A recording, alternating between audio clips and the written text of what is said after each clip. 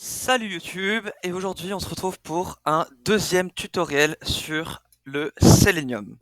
Aujourd'hui, qu'est-ce qu'on va faire? On va faire un petit bot, un peu un projet concret, qui va automatiser le jeu Cookie Clicker. Je ne sais pas si vous connaissez ce jeu-là, donc c'est un jeu tout simple où il y a un cookie, on clique dessus, et ensuite on peut faire les différentes améliorations quand on a assez de cookies. Et c'était un jeu assez sympa parce qu'il est infini, et donc on peut vraiment s'amuser à l'automatiser comme on veut. Donc, pour commencer, je vous invite à pull le repository comme la dernière fois, Selenium introduction. Puis ensuite, vous allez créer un fichier cookieclicker.py. Donc voilà, une fois que tout ça c'est fait, vous pourrez importer les librairies qui seront directement dans la description. Et puis, on est parti pour notre petit bot cookieclicker. Donc, je vous invite tout d'abord à créer une fonction main qui va appeler euh, une fonction clickCookie, là, histoire de faire les choses propres. Et puis, dans notre fonction clickCookie, pour l'instant, on va rien faire de particulier. Donc voilà, une fois que vous avez le setup comme ceci, je vais vous apprendre maintenant à rentrer ce qu'on appelle des Chrome options. Donc, qu'est-ce que c'est des Chrome options? En fait, ça va permettre, avant de lancer votre navigateur, de choisir des options de comment sera votre navigateur quand vous le lancez. Donc, on va d'abord, comme on sait faire, lancer un service. Donc, on va créer une variable service qui va être égale à notre service. Ensuite, nous allons sélectionner les Chrome options, et donc on va créer une variable Chrome option qui va être égale à nos options. Et ensuite, on va pouvoir ajouter des options Chrome. Alors, qu'est-ce que c'est des options Chrome? Eh ben, par exemple, on peut dire à notre navigateur, tu vas te lancer en mode incognito.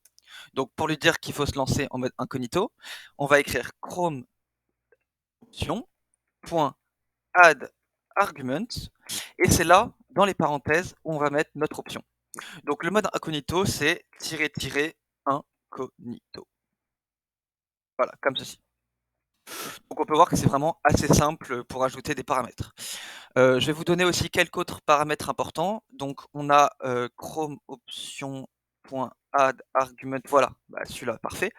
Donc c'est pour définir une taille de notre fenêtre quand elle s'ouvre. Donc ça c'est pour justement que ça paraisse moins suspect, je sais pas. Mais donc voilà, on peut choisir une taille définie avant de l'ouverture de notre PC, de notre fenêtre, pardon. Ensuite, l'on peut également lancer ce script en ce qu'on appelle headless. Donc, comment ça marche le headless? Et ben, en fait, au lieu d'avoir la fenêtre qui s'ouvre visible, elle sera invisible. Ça veut dire que vous naviguerez sans voir ce que vous faites. Donc, en fait, ça, généralement, on l'utilise une fois qu'on a terminé d'écrire notre code. Et on peut, par exemple, si on a besoin juste de récupérer des données, et ben, on s'en fiche d'avoir la fenêtre qui charge et qui s'ouvre devant nos yeux. Et du coup, pour de la rapidité, on peut mettre l'option headless. Donc nous, on va pas en avoir besoin actuellement parce que l'objectif, bah, c'est de voir absolument tout ce qu'on fait, justement pour pouvoir coder. Une fois qu'on a mis nos options, pour les ajouter, c'est super simple. Donc on va créer un driver qui va être égal à notre... Alors, driver, c'est le Bobby du premier cours. Donc on peut l'appeler Bobo si on a envie. Voilà, c'est juste une mention qu'on l'appelait driver. Voilà, driver.chrome. Et là, on met notre service. Et ensuite, nos Chrome options. Et donc, on met option égale Chrome option. Et voilà, tout simplement. Et là, vous avez instancié vos options. Et du coup, vos options seront valides quand la fenêtre s'ouvrira. Ensuite, maintenant, on va du coup lui dire, tu vas lancer ma fenêtre Cookie Clicker. Donc, vous vous rappelez ce petit jeu. Donc, on va sélectionner notre URL. Voilà, copier. Et ensuite, on va faire un bobo.get et on va coller l'URL Cookie Clicker. Une fois que ceci est fait, on peut vérifier par exemple que ça a marché. Et donc, on va faire un petit slip 2000. Et on va lancer notre fenêtre. Donc, ne pas oublier toujours de appeler la fonction main, sinon évidemment ça va rien lancer. Et puis on peut exécuter notre code, hop, fichier Python, et on peut déjà voir ce que ça fait. Donc là on lui avait mis l'option incognito, donc vous pouvez voir que là il est en navigation privée du coup, et on lui avait défini une taille de fenêtre, donc vous pouvez voir que là la fenêtre du coup c'est pas exactement toute ma fenêtre à moi, parce que du coup c'est une taille de fenêtre définie. Vous pouvez voir que les options marchent comme ça. Ensuite, on arrive du coup sur notre page Cookie Clicker, et là on nous demande de choisir la langue. Alors, comment faire? Et bah du coup, comme d'habitude, on fait inspecter, et ensuite on va lui demander de sélectionner français. Du coup, on fait inspecter le français, et là on peut voir assez facilement que y a une ID langue select FR. Alors ça peut être assez pratique parce que généralement quand on sélectionne par ID, ça marche généralement tout le temps. Donc hop, on va sélectionner l'ID français, on peut fermer notre fenêtre et je vais enlever le mode incognito pour éviter d'avoir les pubs. Je sais pas si ça va changer quelque chose, mais voilà, en tout cas, voilà, j'enlève mes options, c'est juste pour vous montrer, non, on peut garder la window size si vous voulez, mais voilà, le mode incognito n'est pas forcément nécessaire pour ce projet. Du coup, maintenant, si on veut du coup cliquer sur la langue, alors, comment on va faire? Du coup, on va lui dire driver.findElement. Ensuite, by, du coup, c'était une ID. Et ensuite, on colle notre langue. Et là, on fait .click. Alors, du coup, c'est pas driver, pardon, c'est Bobo. Le problème qu'on va avoir, c'est que la fenêtre va peut-être se lancer trop rapidement. Et du coup, il n'aura pas le temps de sélectionner l'élément, l'ID de l'élément. On va voir si c'est le cas. Voilà. Donc là, on peut voir que il a pas eu le temps de chercher notre élément ID et il a du coup direct crash. Alors du coup, il y a deux solutions pour pallier à ça. La première, c'est qu'on peut rajouter un slip, voilà, où on lui dit voilà, tu attends 5 secondes avant d'exécuter ça. Donc c'est normalement une solution qui fonctionne assez bien, mais elle est assez lente, parce que du coup, il va vraiment devoir attendre 5 secondes, alors que ça se trouve, la page va charger seulement 3 secondes. Donc là, on peut voir, voilà, donc là, il a bien cliqué sur la langue, et donc là, on arrive maintenant sur notre fenêtre du cookie. Donc on voit que ça a bien marché. Maintenant, il y a une autre solution qui est, on va dire, plus optimisée. Donc, c'est une solution où on va créer une variable wait, et on va appeler webdriver.wait. Et on va lui dire de 10 secondes, par exemple. Maintenant, qu'est-ce que ça va faire ça? Et bien en fait, on va pouvoir le rajouter à notre find element, et en fait, on va lui dire tu vas attendre 10 secondes, maximum 10 secondes, mais en fait, dès que l'élément est cliquable, eh ben, tu vas pouvoir cliquer dessus. Donc là, on va créer une variable langue qui va être égale à wait.util ec. Et là, on a plein d'options. On a element to be clickable, donc c'est ce qu'on veut, on veut cliquer, donc on va attendre qu'il soit cliquable. Mais on peut aussi element to be selected. On peut, en fait, il y a plein, donc ça je vous laisserai voir, mais visibility of element. Voilà, donc il y a plein de choix. Nous, en l'occurrence, on veut que l'élément soit cliquable. Et ensuite, on fait by ID, et là, on colle notre langue. Alors du coup, hop, on va coller notre langue. Voilà. Et donc là, on a fait notre truc qui est, enfin notre wait optimisé. Et alors, quand je dis optimisé, c'est que maintenant, on va pouvoir simplement faire langue.click, et dès que l'élément sera cliquable, il va langue.click. Donc il va cliquer sur la langue. Donc là, on peut relancer notre programme, et normalement, ça devrait être beaucoup plus rapide. Parce qu'il ne va pas attendre 5 secondes. On va même peut-être pas avoir le temps de voir la langue. Ah si, on a eu le temps de la voir. Voilà. Donc vous voyez qu'il n'a pas attendu 5 secondes, qu'il a directement cliqué dessus dès qu'il en a eu l'occasion. Donc voilà, je vous invite vraiment à prendre ce réflexe de mettre des waits qui peut être qui peut vraiment faire gagner beaucoup de temps à votre programme. Et puis voilà. Du coup, ensuite, il faut maintenant cliquer sur le cookie. Alors, eh ben, on va essayer de cliquer sur le cookie. Donc, on inspecte le cookie, et là, on voit que ce cookie, il a une ID. Ok, il a une ID, super. Ben, on va pouvoir cliquer avec l'ID. Donc, on va créer une variable, par exemple, cookie, qui va être égale à driver. Pas driver, pardon, bobo.findElement by ID. Et là, on lui met, du coup, l'ID qu'on a trouvé ici, voilà, du cookie, click cookie, et ensuite on peut lui dire, eh ben cookie, tu vas cookie.click. Voilà. Mais est-ce qu'on va avoir le même problème que la langue? Parce que si vous avez remarqué, une fois qu'on clique sur la langue, eh ben, il redémarre la page. Et donc peut-être qu'il n'aura pas le temps de cliquer sur l'autre cookie. Et je pense que c'est ce qui va se passer. On va voir. Et voilà. Donc en fait, il n'a pas eu le temps de cliquer, il n'a pas eu le temps de trouver l'ID Big Cookie. Et donc, on va devoir refaire la même chose. Donc, on va le faire au-dessus pour pas perdre notre ID, qui va être du coup un wait.util find element to be clickable. Ensuite, notre ID, big cookie. Et là, on va lui dire, eh ben, cookie, maintenant, tu vas cliquer dessus. Alors, on va voir si ça fonctionne. Donc là, il va cliquer sur notre langue. Et là, il recrache. Ah mince, pourquoi? Et bah en fait, comme il refresh la page, comme vous voyez, quand il clique sur la langue, en fait, il redémarre la page. Et en fait, il y a un petit problème à ce moment-là qui se passe dans le code.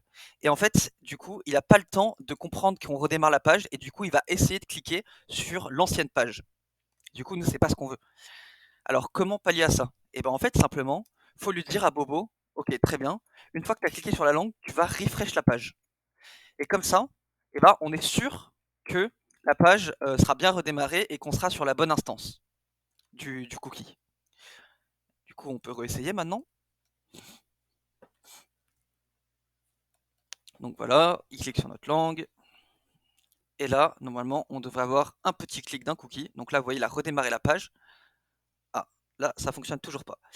Alors, pourquoi? Alors, attendez. Peut-être parce que il n'a pas eu le temps de refresh la page parce que on a cliqué trop vite sur le cookie. Alors, du coup, comment on peut faire? Eh ben, simplement, on va mettre obligatoirement un petit slip de 2 secondes, voilà, histoire qu'il ait le temps de trouver la bonne page. Donc voilà, on peut relancer notre programme.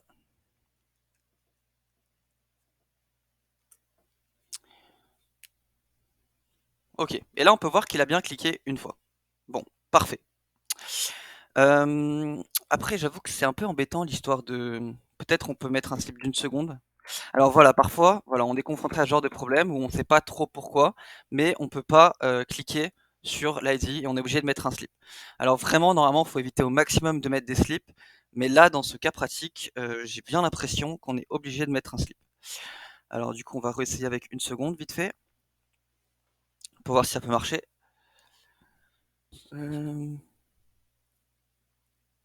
Ok, ça fonctionne. Voilà, très bien. Alors, on va essayer peut-être de mettre un point clic ici, voilà, et d'enlever notre slip. Peut-être qu'il va comprendre du coup qu'il faut attendre le slip. Sinon, c'est pas grave, on va passer à la suite parce qu'il y a quand même pas mal de choses à faire. Donc voilà. Ok.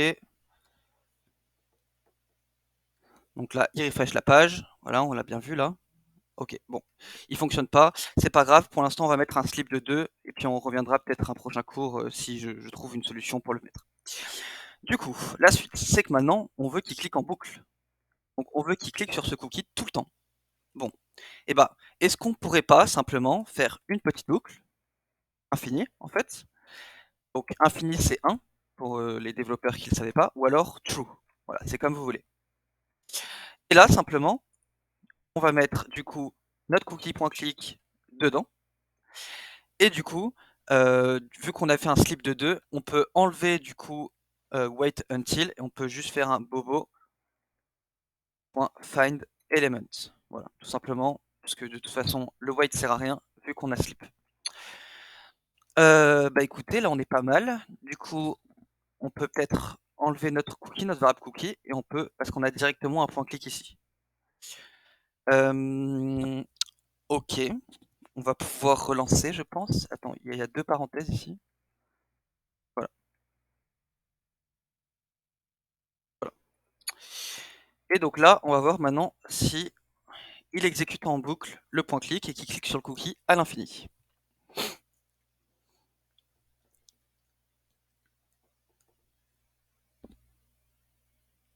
Et voilà. Donc là, on peut voir qu'on a fait notre petite automatisation d'un cookie qui clique à l'infini.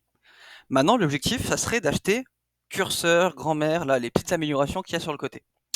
Alors, comment on va faire ceci? Donc, on va fermer notre fenêtre et on va aller sur notre cookie clicker et on va regarder comment est fait le curseur. Donc là, on peut voir qu'on peut cliquer dessus Et du coup, la classe est product unclock enable. Et là, si on regarde là, on peut voir que le product unclock, il est disable comme classe. Donc, ce qui veut dire que quand on peut cliquer dessus, la classe devient product unclock enable. Donc nous, ce qui va nous intéresser, c'est cette classe-là. On va seulement cliquer si elle est enable. Donc, on copie notre classe, on retourne dans notre petite boucle infinie, et on va faire une vérification. Donc, on va créer une variable product, on va l'appeler product, qui va être égal à product.findElement. C'était une classe, on est d'accord? C'était bien une classe, ok.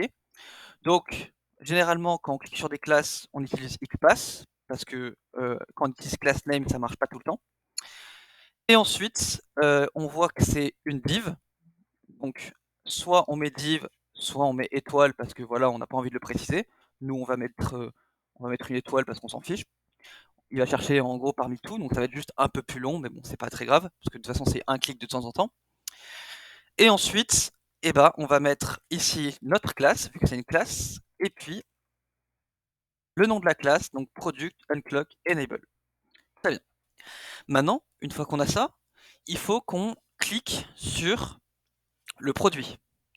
Donc, en fait, ça va être une liste de produits qu'on va avoir. Donc, on va avoir en fait produit 1 comme ça, produit 1. Après, on va avoir produit 2. Et ensuite, on va avoir produit 3, pardon. Donc, ça sera notre liste de produits. Nous, ce qu'on veut, c'est qu'il clique toujours sur le plus avantageux. Donc, il faut cliquer sur le produit 3.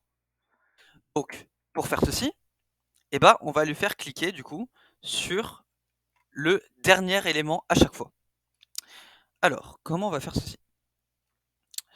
Donc, on a récupéré notre liste de produits. Alors, du coup, là, je viens de voir, vu que c'est une liste de produits, du coup, c'est findElement avec un S. Sinon, il va récupérer toujours le premier produit. Nous, on veut tous nos produits.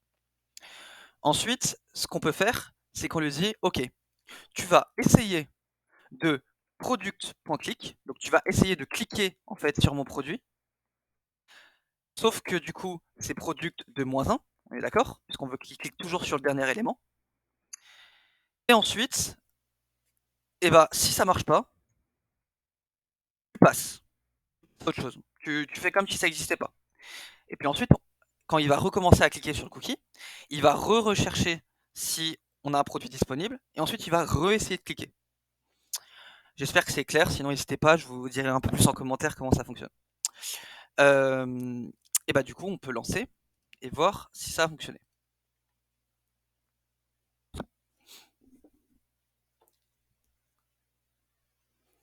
Donc là, il clique bien sur français.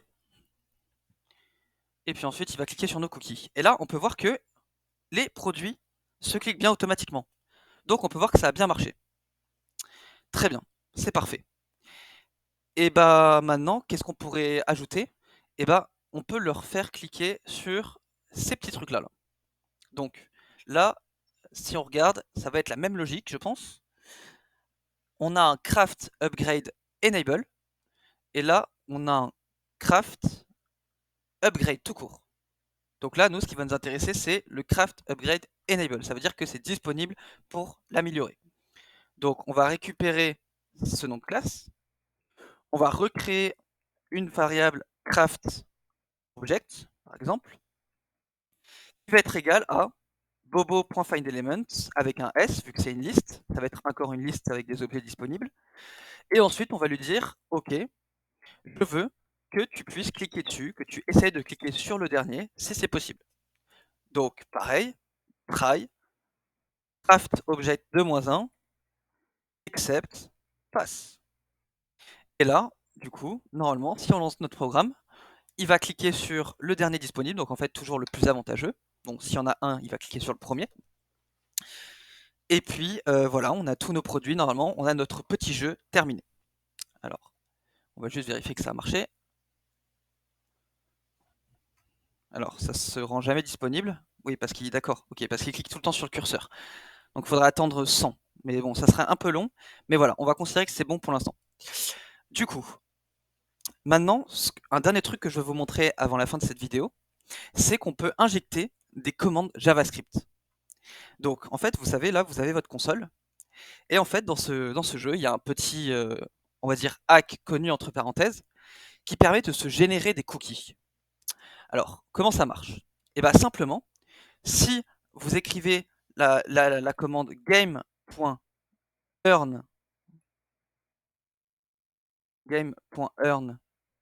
et là vous mettez par exemple 9900 cookies et vous faites entrer, ça va vous générer les 9900 cookies. Vous voyez? Et donc nous, on va se servir de ça pour injecter des cookies directement avant de commencer notre jeu. Ça serait quand même cool quand même. Du coup, comment on va faire ceci? Et bah, une fois qu'on a sélectionné la langue française, avant qu'il clique sur le cookie, on va lui dire tu vas rentrer la commande game.earn et là on va lui mettre beaucoup de cookies. Donc comment exécuter des commandes JavaScript avec du Selenium? Et bah en fait c'est très simple. On fait bobo.execute underscore script et là on va faire game, là notre commande du coup, .earn et là on va se mettre 10 000 cookies. Allez, soyons fous. Et donc là, il va s'injecter 10 000 cookies. Alors, on va lui dire calme-toi 2 secondes, le temps que tu reprennes tes esprits, parce que bon, 10 000 cookies, c'est quand même pas mal. Et puis après, tu pourras cliquer sur ton cookie et faire les améliorations nécessaires. Donc maintenant, si on relance notre programme,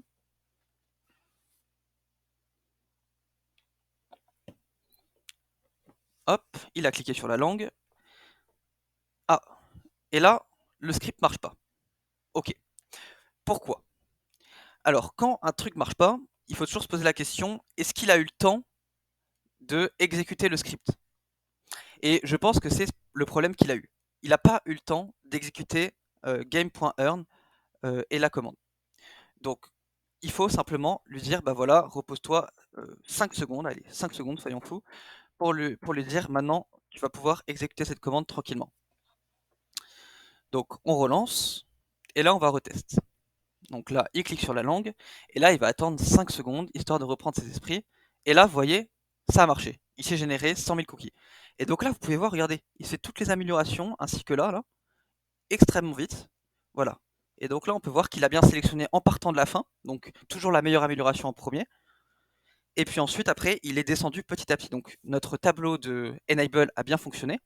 Et pareil pour ça, alors là, on l'a peut-être pas vu parce que ça allait trop vite, mais il a dû faire la même chose parce que vous voyez, il n'y a plus les mêmes curseurs, donc il a débloqué les mêmes choses. Voilà. Et bien écoutez, c'est déjà la fin de cette vidéo. J'espère qu'elle vous aura plu. Je mettrai directement le code du coup sur le repository si vous voulez vous inspirer du code que j'ai fait. Après, je vous invite évidemment à modifier un peu comme vous le souhaitez et à faire un peu à votre sauce. Si vous avez des questions, n'hésitez pas, je reste à votre disposition et on se retrouve pour une troisième vidéo tout bientôt.